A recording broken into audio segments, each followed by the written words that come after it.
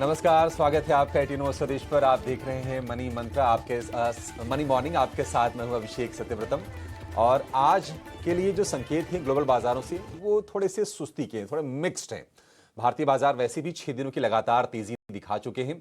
कल निफ्टी ने सेंचुरी लगाई। हालांकि दिन के ऊपरी स्तर पर निफ्टी में को थोड़ा टिकने में दिक्कत हुई और 25,000 का जो क्रूशियल हर्डल था, जहां पर हम देख रहे हैं कि बुल्स और बेयर्स की बड़ी तगड़ी वाली लड़ाई चल रही है, उसके थोड़ा सा नीचे आके निफ्टी ने क्लोजिंग दी। लेकिन निफ्टी बैंक की जो क्लोजिंग हुई 54,500 के एक रेजिस्टेंस के ऊपर हुई।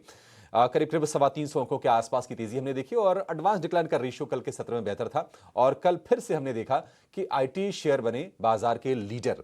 विप्रो, एशियलटेक, टीसीएस, इन्फोसिस, टेक महिंद्रा, ये तमाम शेयर कल निफ्टी के टॉप गेनर रहे। और हमने देखा कि जो डिफेंस वाले शेयर्स थे उन्होंने भी लीडरशिप दिखाई। इनफैक्ट निफ्टी का जो टॉप गेनर था वो था बीएल, करीब 4.25% के आसपास की तेजी के साथ। लेकिन अगर हम अमेरिकी बाजारों की बात करें तो कल का जो सत्र रहा वो थोड़ा सा मिला जुला रहा है, क्योंकि हमने देखा कि डाउ जोन्स करीब करीब 220 अंक गिरा। लेकिन नेस्डेक में, एस&पी 500 में हल्की हल्की तेजी पर कारोबार हुआ, क्योंकि दोनों के दोनों इंडेक्स नई रिकॉर्ड ऊंचाई बनाने के बाद नीचे फिसलकर बंद हुए। नेस्डेक ऊंचाई से करीब 115 अंक गिरा। और अगर हम एस&पी 500 की बात करें तो यहां पर भी हमने देखा कि करीब 25 से 30 अंकों की हल्की तेजी एस&पी 500 में देखने को मिली। लेकिन कल अमेरिकी बाजारों में, या फिर यूं कहें कि दुनिया भर में जिस शेयर की चर्चा रही वो है ओरेकल। जबरदस्त गाइडेंस दिए थे ओरेकल ने क्लाउड इंफ्रा कारोबार को लेकर। और आफ्टर मार्केट में हमने देखा था कि 28% शेयर चला था, लेकिन कल 28% नहीं, कल ये शेयर करीब करीब इंट्राडे में 41-42% तक दौड़ गया। जी हाँ। और इसके चलते हुआ ये कि ओरेकल के जो फाउंडर हैं वो दुनिया के सबसे अमीर शख्स बन गए। और यही नहीं, कल के सत्र में जो मार्केट कैप रहा ओरेकल का, उसमें 244 बिलियन की बढ़त देखने को मिली। जहां एक दिन में इतनी बढ़त, आप इस रकम का अंदाजा इससे लगाइए कि जो टीसीएस की, हमारी जो सबसे बड़ी आईटी कंपनी है भारत की, उसका जो टोटल मार्केट कैप है डॉलर्स में, वो है 127 बिलियन डॉलर का। तो आप अंदाजा लगा सकते हैं कि अमेरिकी जो कंपनीज हैं, आईटी वाली, जो आर्टिफिशियल इंटेलिजेंस वाली, क्लाउड वाली, वो भारतीय सॉफ्टवेयर कंपनी से कितनी ज्यादा बड़ी हैं। और कल हमने देखा 28% की आखिरकार 36% की जबरदस्त बढ़त पर यह बंद हुआ। पीपीआई के नंबर आए अनएक्सपेक्टेडली। हमने देखा कि 0.1% की मासिक गिरावट आई। आज हम देखेंगे कि वहां पर सीपीआई महंगाई दर के आंकड़ों पर बाजार की नजर रहेगी। तो जरा ग्लोबल मार्केट को विस्तार से समझ लेते हैं। हमारे सहयोगी शरद दुबे हमारे साथ जुड़ गए हैं। शरद, गुड मॉर्निंग। बताइए कल क्या हुआ ग्लोबल बाजारों में, कैसे संकेत हैं आज? बिल्कुल।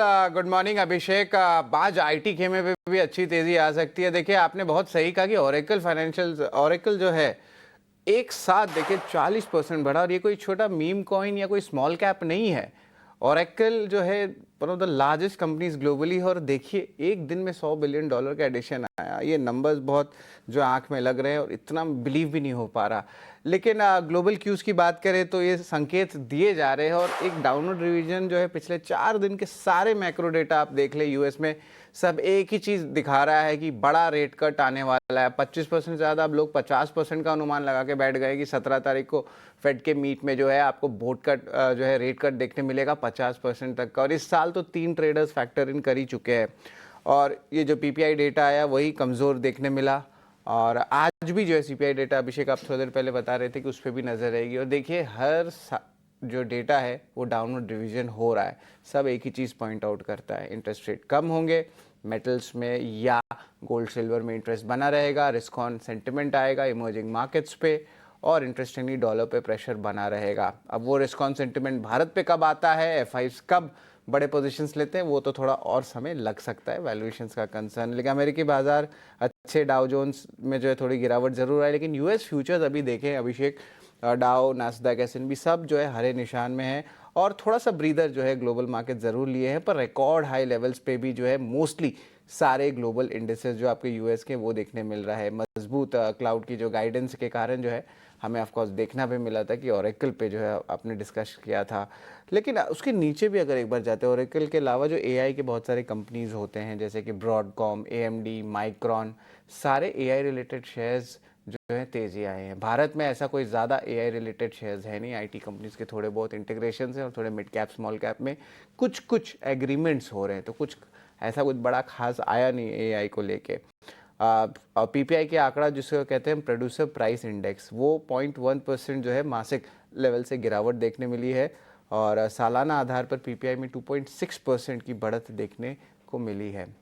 तो ओवरऑल मैक्रो डेटा यही सजेस्ट करे कि रेट कट आएगा और अमेरिका में आज भी जो है सीपीआई डेटा के जो आंकड़े रहेंगे मासिक आधार पे 0.3% का एक्सपेक्टेशन है और सालाना 2.9% पे।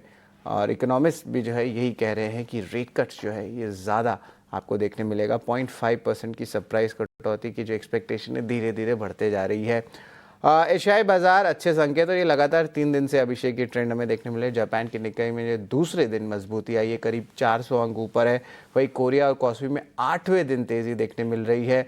और ओवरऑल देखा जाए तो पॉजिटिव ग्लोबल न्यूज़ के संकेत से जो कल दिख रहे थे वो आज भी कंटिन्यू हो सकते हैं। जिस तरह भारत जो है सारे देशों के साथ एफटीए कर रहा है और बातचीत भी बढ़ रही है नेगोशिएशंस के लेके यूएस के साथ, तो आज भी जो है पॉजिटिव ओपनिंग रहेगा लेकिन फ्लैट टू पॉजिटिव रहेगा। 25,000 के ऊपर गिफ्ट निफ्टी अभी इम्प्लाई कर रहे हैं। फेड दर घटने से उम्मीद में सोने में तेज़ी कायम है।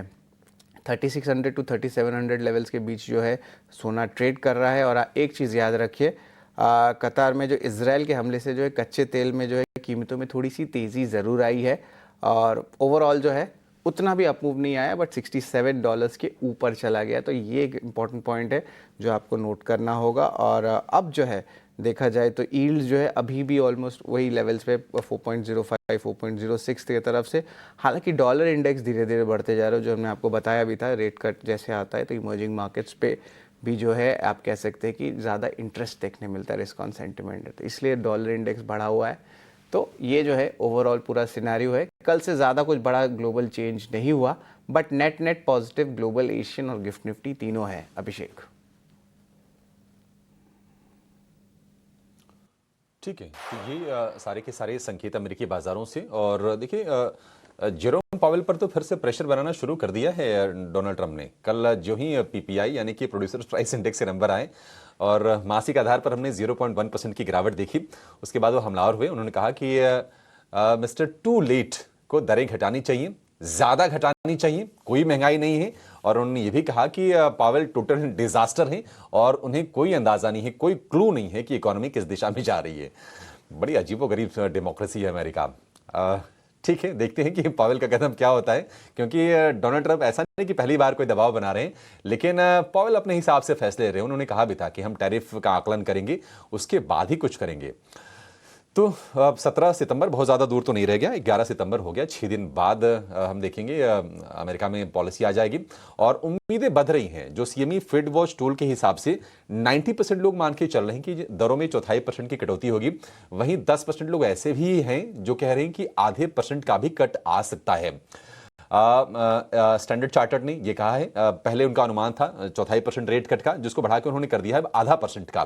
तो उम्मीदें बढ़ रही हैं, देखते हैं कि क्या कुछ आता है। अगर ये आता है तो ना सिर्फ अमेरिका के लिए बल्कि भारतीय बाजारों के लिए भी बड़ा पॉजिटिव होगा, क्योंकि फंड फ्लोज थोड़े से इधर उधर शिफ्ट होंगे और शायद भारत उसका एक बेनिफिशियरी बने। लेकिन भारतीय